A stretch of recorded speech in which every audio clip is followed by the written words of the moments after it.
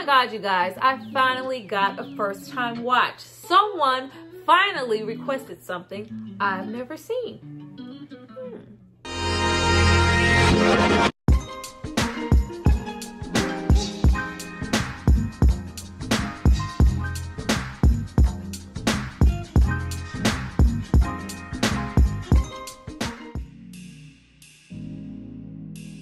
Hi you guys, welcome back to my channel. It's Tyra here with another struggle review, here to discuss Silver Linings Playbook. Now this movie is from 2012. It stars Bradley Cooper and Jennifer Lawrence. Now before I get into all things mental illness, I need you guys to drop down and subscribe to my channel and like this video. I'm gonna give you guys a moment to do that, and then we're gonna come back and discuss all things help. You know, help, support. Everybody could use a little help and a little support every now and again. Help me. Help me. Nigga. Go back.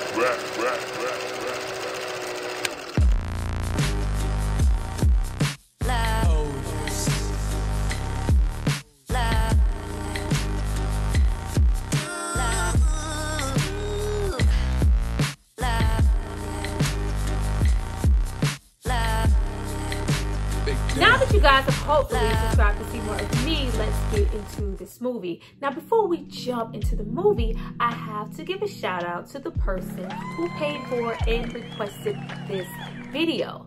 Now if you happen to get your whole life, and I hope you do, it's not because of me, it's because of this person right here. Thank you so much for supporting my content, giving me a new movie I've never seen. It was a good time. Let's talk about it. Now, as soon as the movie starts, we are introduced to Bradley Cooper here as Pat, and we get real One Flew Over the Cuckoo's Nest. Got real Nurse Ratched in the beginning of the film. Now, we see that he has been in that institution for 8 months, and we see that his mother is in a hurry. She's so geeked just to get him out of there. You're ready, you need to go, let me sign, get in the car, get your stuff, you're coming home. And you as the viewer, you're watching, you've watched, you know, from the title sequence to now, you're like, where are you taking him? Where are you taking him? He does not look mentally ready to go anywhere. Now, immediately what really pulled me into the story was the direction and the editing and the camera angles. I felt like I was getting anxiety, and it really helped me to see things through Pat's eyes. We do get a lot, well, shit, majority of this movie is from his perspective. So when you get all these anxious, in a hurry, fast-paced shots and everything's moving and going, and it's just like, oh God, like, I felt like I didn't have a moment to focus, and it really made me identify with how maybe Pat is feeling. Now, we already see that Pat ain't ready to go to group child. We spitting out medication, Excelsior, Silver Linings. Like, it's just like, we don't know quite at that point what's wrong with him, but we do know that he's Italian and his mother is in such a hurry to get him home. Now, I like totally forgot about everything when we met Danny, portrayed by Chris Tucker, who is, you know, scarce within the film, but he is such a scene stealer. I was so taken back to see Chris Tucker here and see him be so toned down. I was like, Chris Tucker giving us range? He is giving us range. Now we do know via movies like Dead Presidents, you know, him portraying Skippy, that he does have range to do more than, you know, what he offers us in maybe a Friday or a Rush Hour, but we don't really get to see that. So to see him here as frantic, Danny, I was on Kristen Mel, I was this, I'm trying to his whole plot is just to finesse his way out of this institution. I'm gonna find a loophole, a bylaw, la. I'm getting out of here, even if I gotta lie my way through this door. He was such a scene stealer here. I was so proud. I was like, look at Chris Tucker giving us stuff. Now we literally get into Pat being home for like 20 minutes and shit hitting the fan. Like, for anyone who may not have any experience with anyone who has any type of mental illness, we do find out later that Pat is bipolar. He's had a situation with his ex-wife, Nikki, cheating on him. He has this trigger with my Sherry. Like, I don't want to hear none of that shit. I don't want to hear no Stevie. His whole mission in coming home is to, you know, make himself better, get back with Nikki, be forced to go to therapy, forced back into taking medication, get into some self-wellness. All he wants to do is get his job back and get his woman back. But the more we get to know Pat, we're like, yeah, that seems kind of far away. You've been here for 5 minutes, money, and you threw a whole fucking book out the window. Like, his behavior escalates so much. It's just like, wow, is this really what it is to, you know, experience the behavior of someone with a mental illness? And it just really shows you the passion that his family has for him. Of course, they're Italian, so of course Robert De Niro is his father, because why not?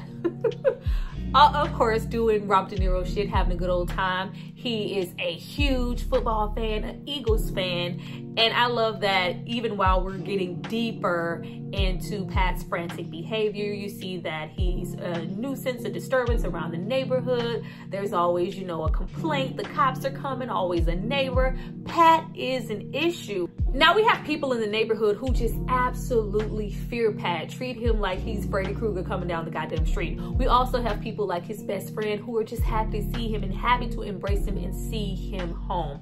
Now we are made to understand through the situation that the wife was caught cheating, and Pat just blew the fuck up, beat the man's brains out, at which, you know, he was committed. He called and made some threats to the school. Like, I love here that even though we do have Pat being diagnosed as bipolar, it's very clear with the way that the situation is going. We are made to know that, you know, Pat was a bit overweight at first. You have him running around in his makeshift sweatsuit. It makes it very clear that any and everyone can be one step away from Pat's situation, bipolar or not. He just happened to, you know, be a little overweight, be a little depressed, be a little lackluster in his marriage, his wife wanting more, she cheats on him and he acts out. That could literally happen to anybody. Anybody could be Pat. Anybody is one step away from a breakdown, not just someone like him. Now, courtesy of Pat's frantic ass behavior and his family surrounding him, unexpectedly, there is so much comedy in this film. Do not judge me. I never watched this movie, and judging from the cover, I just knew that this was about some goddamn football. It's not. This movie was so funny. It was really a good time, and I found myself laughing at situations that in any other film, especially surrounding something like mental illness, you probably wouldn't laugh at. But here with Pat being, you know, outspoken, he's always saying something that he shouldn't say. He's abrasive. He has like, he's bipolar. So he has, you know, a lot of mood swings, and then you have his family in turn dealing with those things. Even if they're violent, it's just like, oh my God, like this is a lot. But I do love that we never once had his family waver from his treatment. Like, they were there and they were so supportive. And I think that says a whole lot about mental illness. No, we're not just gonna lock him up and leave him in an institution and allow them to, you know, deal with him. We're his family. If we can, you know, bridge the gap and fulfill him in some way that can't, and bring him home, though it does really seem really rushed at first and you're like, what the hell are you guys doing? He is not ready to go anywhere. He doesn't even want to be properly medicated. He's still freaking out at my Sherry Moore. He doesn't even want to go to therapy. All he can do is obsess over Nikki and getting her back and reading her syllabus. It's all about Nikki. He hasn't quite grasped that, you know what, I am, you know, maybe a little off my rocker. I may be a little bit crazy, and it's okay. No, I'm fine. I'm okay. Like, you're not. But I love that it shows his family's discipline to not just kind of just give up on him and really be supportive of their son. Now, everything is fine with Pat. He's living his best life, just focused on getting Nikki back, up until we get into live your dreams. It's not as hard as it may seem. You gotta work. We are definitely gonna be getting into some Save the Last Dance, and oh, they're coming up. Anywho, Julia Stiles invites the homie to dinner. And we just like, you know, he's like, why would she invite me to dinner? She hates me. And we get into that Deshaun Jackson jersey. And it's like, no, this is be good for you. I want you to come to dinner. She wants you to be here. And once we get into the best friend character, and more so the family, I really love how through them we see that everybody has their quirks and their own kind of mental illness going on. You have his father there, Robert De Niro, doing an awesome job here as some obsessed football fan. You know, he has his rituals, his whole thing. His wife cooks the same things. It's like, you know, we have to do this. We have to have these remotes a certain way, kind of corner to the left. We have to have all these things going on. Now, Pat is okay in his Deshaun Jackson jersey up until he has a mirror held up to his face, courtesy of Tiffany. Now, Tiffany is a widow. She's lost her husband. She's, you know, the talk of the town. She's been outside being promiscuous, you know, due to her dealing with her grief. She has just been going through a lot.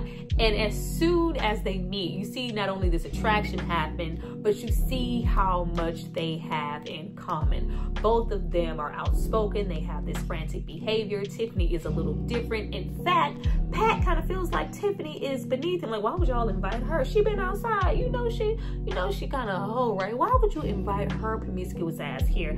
I ain't trying to be seen with her. I'm trying to get back with Nikki. But it's just like, no, once immediately when you see them sit down and they both just kind of identify with the different, you know, medications and how it makes them feel. And, oh yeah, I've had that. Not only have they pretty much lost their significant others, their husband and wife, in some way, shape, or form, they have both dealt with mental issues. They've been on medication. They both are insane and they're both trying to, you know, find their way outside. I'm trying to find my way outside of what happened with Nikki, even though him finding his way outside of that is just him trying to go back and reclaim his life. We have her just, you know, I'm trying to find my way outside of no longer having my husband, being out here with all these men. They're both dealing with inner demons and inner issues, and they're both living at home with their parents. They have a whole lot in common, and Tiffany sees it too. And you know what? If we go in, you know, walk me home. I want to go home. I just want to go home. If you come in, cut the lights off, you can fuck me. Like, just go. Like, no, girl, I just met you. Pat is just so awkward and just so like, girl, no, I'm not even looking at you like that. But Tiffany sees something in Pat, and at that point I don't think that it was just about her being promiscuous in sex, though that's what she offered up.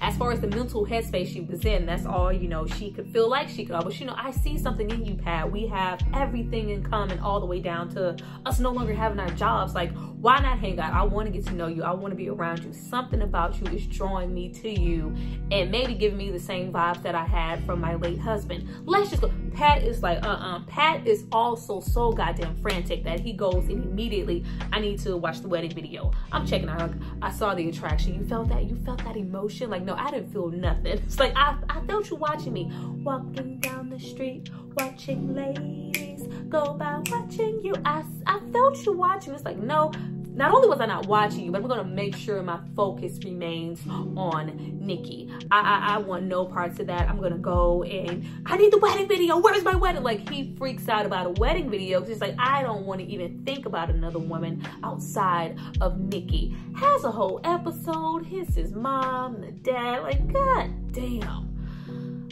Go to sleep, Pat. So after we leave, you know, Tiffany going, you know, let's just go have sex. I can't have sex with you. I'm married. I'm married too. Yeah, but that doesn't count. Your husband's dead. Like, Pat was something else. I also love that aspect of the cop continuing to show up, saying, you know, there's a disturbance. There's always that threat of someone telling him, you know, you might go back to Baltimore. You don't want to go back to Baltimore. Someone is continuing to throw the institution up in his face. And it was very much giving prison, like, how am I supposed to get well and continue my progress if every 5 minutes somebody's gonna throw that up in my face? Like, it was almost, you know, very much so a threat. Like, let me grow past this. Let me grow past the institution. Shut up. Now we have Pat coming to, taking his meds more. He's going to therapy. He's forthcoming with information. And everybody else just like, like, maybe you should give her a chance. And Pat doesn't see it as, you know, maybe I should give Tiffany a chance. You know, maybe she's a sweet girl. It's just like, ooh, yeah, that would really show progress if I'm able to, you know, have her, like, I could be friends with a hoe. Like, sir. So he immediately starts a friendship with her for his own selfish reasons. On the other hand, we have Tiffany practically chasing him down. Wherever he's running, she just magically appears. He's actually kind of running from her. But he musters up enough courage just to ask her out on a date. Now, when we get into this awkward, awful ass date, this Raisin Bran and tea ass date, like, who the fuck, like, I want you to know this is not a date. I didn't even order real food. I ordered cereal. Now, everything is really quite starting to look up, and he is really into her once he learns that she's still kind of close to Nikki. She might be able to get a letter, and progress I've made without this restraining order getting in the way. But at the same time, you kind of have him shaming her, but entranced about the thought of her sleeping with so many people. Were they men? Were they female? Were they older? Did you spank them? Like, it's like, no, you can't shame me and indulge in the information at the same time. At that point in the film, you really have her throwing it in his face like, oh my God, you think I'm crazier than you. No, you're both crazy. But it's like, you really have the audacity to put me down as if you're better than me. At least I'm in the mental headspace to accept who I am and forgive myself and love myself. I'm always going to be a little promiscuous, a little wild, a little slutty. That's just a part of my behavior, and I'm not ashamed of that. I accept who I am. I accept the crazy things about myself. You, my friend, have not gotten to that part. You still think you're okay, and you have the audacity to judge me. Once they leave the restaurant and get on the goddamn street, he's attacking me. I was like, girl, no, like, he's hurting me. He's like, ma'am, no, be quiet. Like, you have this whole, you know, spotlight be on him, and the office comes, the crowd is gathering, and he starts to shut down, and my Sherry, but you see her, she's able to like calm him down, calm, relax. It's just a song. How long are you gonna let this song control your whole damn life? And you see how helpful she is and the energy that she gives off to him that no medication could or no therapy could. She is very, very therapeutic for him, and they might be therapeutic for each other, but he doesn't see that yet. All he sees is an opportunity to get a letter to Nikki. I'm telling you, this whole movie, I just couldn't wait to meet fucking Nikki, because and it really, really goes both ways. Whereas she can calm him down and be therapeutic for him, you also have him sticking up for her in his own way. Like, Dad, you don't know her. Yes, we're hanging out. You know, she's cool. You have, you know, the cop on the street. You know, don't talk to her like that. Don't look at her like that. She doesn't do that anymore. Like, don't judge her. You have him stopping the guy at the door. Like, you know, she called me. She said, yeah, she probably did. But, you know, this is, you know, how she is mentally dealing with things. Though she may have texted you in her spare time, she's not like that anymore. Like, he sticks up for her just as much. They're both helping each other, but it just goes completely unnoticed at first on his part. Now, we have the story here really heightened when we have Tiffany just feel like, you know, I'm always giving. I will only get this letter to Nikki if you help me with my dancing and my training. She's training for this dance competition, and she wants a partner. He is completely against it. I don't dance, girl. Like, no, but so badly. He wants so badly to get back with Nikki and for her to see how much he's changed. He agrees to it. But when we get more and more into, you know, their dance practices, them spending time together, you know, we get into their songs. They're just really having a good time. And that's kind of the less and less we kind of hear about Nikki. You see that this is kind of what Tiffany has thrown her energy into. She's poured herself into it, trying to do something constructive, and she's trying to involve him in that, and it's really helping him with his mental state too. Now, where we have his mother just really, really excited that he's found, you know, some interest just outside of Nikki, and he's being constructive and channeling his energy, we have his dad on the other hand just like, nope, I need you right here sitting next to me, holding this remote, this handkerchief, counterclockwise, like very, very much OCD, just a whole lot. Now, before, I just really felt like his whole obsession with the Eagles thing was the main reason he wanted his son to be right there and spend time with him. But later, when we have them have a conversation, when he feels like, you know, I'm not seeing you as much, you realize that he kind of just carries a lot of guilt for the state that he's in. You know, when you maybe lashed out, when there were signs that we could have identified that you were bipolar or there was an issue much sooner, maybe when you were younger, maybe I didn't do enough, maybe I didn't spend enough time with you. I'm trying to do that now. I want to be here for you now. I absolutely love the light that this movie shines on the support that he got from his family. You know, good or bad. Was it perfect? No. But that support that he got, or that he just got in general from someone like a Tiffany, like, it just meant so much, and we need some more of that. Now, of course, at this point, I do have to shine another light on Chris Tucker here as Danny, getting out of the mental institution for some hygiene law. Like, anytime that he was there, he was such a scene stealer, and it was great because he was literally doing nothing. When you see him being kata, lead, kata, you forget how much charisma he has on screen, because it's kind of being overshadowed with the screaming and the, you know, the extraness that he carries in those roles.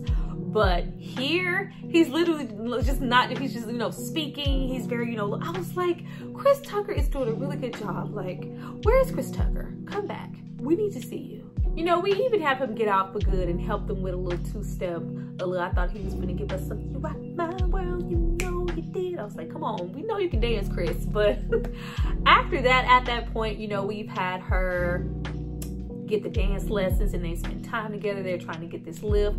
Nobody puts baby in the corner. They were trying to get this lift happening, but she supposedly has given her the letter. Now, once we got into the letter and her kind of putting it to the side, like, I got you where I want you. I wanted you to dance with me. I wanted you to spend time with me. That's really when I realized, like, I didn't think that she was ever going to actually give her the letter, or that she had access to give it to her. But when she says, you know, she wrote you back, if you practice this lift, I'll let you read it. And he opens it and it's typed. I was like, she wrote the letter. But I did not judge her for writing that letter, because it was almost like something that was needed. It's like, I need you to be here. I need you to be with me. And whatever I have to do for my mental to be okay, for me to not be out here being promiscuous in these streets, you are fulfilling something for me. And if I got a lie to you about a letter to get you here, I'm gonna fucking do that. You know, love. But we have things really get heightened and the competition is getting closer. We have Dad just feel like, you know what? We have been losing. I need you to go to the Eagles game and go and sit in the stadium. I need your energy to be there with your brother, and you guys are gonna tailgate, and it's just supposed to be a Lucky Charm thing. He's really banking on this situation to get the money for his restaurant because he's bet everything. Crazy. We have a whole situation happen there, courtesy of the therapist and these racist ass, you know, football supporters, and this whole fight. I loved how he was trying to, like, I'm not gonna fight. I'm not gonna fight. Like, oh, bitch, you hate my brother. But you have his dad just go off, and it's just like, you're stupid. Oh my God, you're a failure. And it's just like, no, don't project your situations on me. You're the one all obsessive and doing this silly stuff. This should have nothing to do with me. Your whole livelihood shouldn't bake on my energy and your OCD obsessions with these games. Dad, stop. You are just as mental as I am. And I love when we have, of course, supportive Tiffany come in there. Like, yeah, I'm Tiffany. If you set a time, you need to be there. Like, it was freaking hilarious. Not only that, but she was like, you know, you're going off of your own silly ass superstitions. Actually, every time somebody won or things were going okay, he was at dance practice with me. You're actually the one fucking this up. But you just really see how perfect they are for each other, how well she goes into his little kind of chaotic family. Like, they fit like a hand in glove, but he just doesn't notice it. And that's when we realized also that Mom kind of low-key had a hand in setting them up. Like, I wasn't comfortable with you telling her exactly where he was gonna be, you know, for her to meet her to run, but we ain't gonna say anything about that. Like, I'm not comfortable. Like, this has been a setup, this whole, like, oh gosh, like, but it's still the same with her in that letter. It's just like, we're trying to help you. You know, everything that we've tried to do so far has not worked. If we can get your mind at least off and to get a little bit just to focus on something else, even if we gotta help Tiffany along, we're gonna do that. Like, his family was trying so hard. We have them up the ante, and it's just like, you know, let's do this double up. Tiffany finesse and help that whole situation. Let's do this double or nothing. You know, okay, we'll do that. And y'all have to get a 5 in the dance come now. Up until the point, I just really thought that this was gonna be a cute ass little dance competition. When they got there and it was like dances, I was like, oh, this shit. But you have Pat just kind of be completely done. Like, I don't want to be involved in these bets. Not only are you betting again, but you're betting my dance on it. And he's stepping outside. And that's when he has a revelation about the letter, which if you were watching, you already knew she wrote it. But we didn't know how he was going to react. And it's just like, oh my goodness. But you also have the family say, you know, if we want him to participate, we need to tell him that Nikki is going to be there. So when we actually get into the dance competition, and she arrives, it's just like, oh shit, this bitch is actually here. She's actually here. And she is just not equipped for that. Like, she didn't want Nikki to be nowhere. Like, if you're in the picture, he's been obsessed over you. All he ever wanted to do was get back with you. You're in love. Tell me, how are you in love? How is your love? Like, he was just really like, man, if she's here, what the hell does that mean for me? And you see her just go off into this drinking binge. It looked like she's about to have a promiscuous situation again. It's just like, no, girl, don't mess this up. We want to see you dance. These real ass dance competitions, like, they were like trained dancers. I was like, y'all was kind of just two-stepping. I don't know if y'all could win a dance competition with that. But once we really get into the dance and you have him notice that Nikki is there, it's anticipated. It's just like, oh my God, we not only have the restaurant and the game and everything riding on this, but he could actually walk away from me at this moment. Nikki is here. She's seeing him in a new light. He's lost weight. He has on a suit. He can, you know, do a dance. He is doing things that he would have never done when we were married. Maybe I can give him another chance. It's like, oh, this just totally breaks Tiffany's heart. But honey, when we see him go get her and they get into the dance, and I love how supportive the family was, but we get it when you get on your trip. Don't you worry about it. We get into the Stevie Wonder and them cutting a rug. Jennifer Lawrence looked real sloppy. I was like, God damn, y'all sure I gotta get a 5? Like a 5. It just looked real, but she was trying so hard and they were so dedicated, and you see the energy that they exchanged. Like, they are one. They are doing so well, you know, as well as they can do in this grand ass dance competition. We even get, I fell in love with the girl. I fell in love. You remember when the white stripes were everything? I'm gonna fight them all. Doom, doom, doom, doom. A 7 Nation army couldn't hold me back. They're gonna rip it off. Doom, doom, doom, doom. Taking their time right behind. The white stripes were slapping with their little 2 instruments. Anyway, they are fucking it up. You see that they have collectively gotten all their dance styles together. And when they try, they don't do the lift. You know, they put baby in the corner, but it was okay.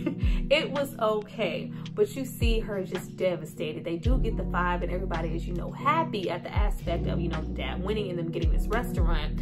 But he goes over to Nikki and it looks like, you know, it looks like something that it isn't. And she is just completely devastated and she's running away, just feeling like I lost him. I lost, you know, for what the most part was keeping me going. Like, I love this person.